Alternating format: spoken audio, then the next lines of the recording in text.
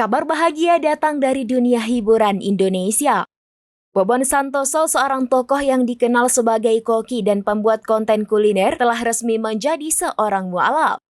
Prosesi pengucapan 2 kalimat syahadat tersebut dipandu oleh Ustaz Dery Sulaiman.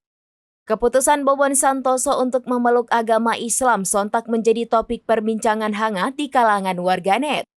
Sosok yang sebelumnya dikenal sebagai pengusaha dan YouTuber dengan jutaan pengikut ini kini memulai lembaran baru dalam hidupnya.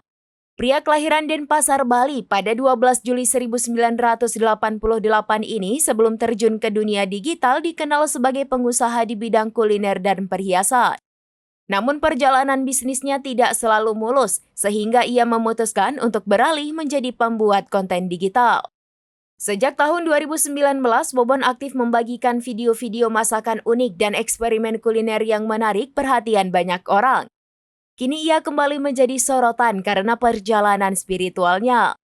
Video saat Bobon Santoso mengucapkan syahadat viral di media sosial. Dalam video tersebut terlihat Bobon duduk bersila di dalam sebuah masjid didampingi oleh Ustaz Dery Sulaiman.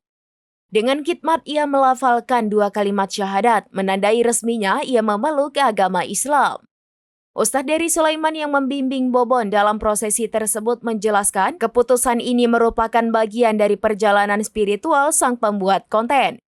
Ia menambahkan bahwa ia akan membimbing saudara Bobon untuk mengucapkan kalimat syahadat sebagai tanda memeluk agama Islam dan para jamaah yang hadir menjadi saksi.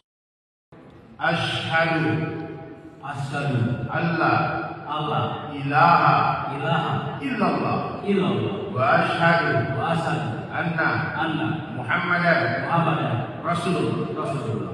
Saya bersaksi tidak Tuhan selain Allah. Masya Allah, tabarakallah. Adalah utusan Allah. Masya Allah. Allahu Akbar.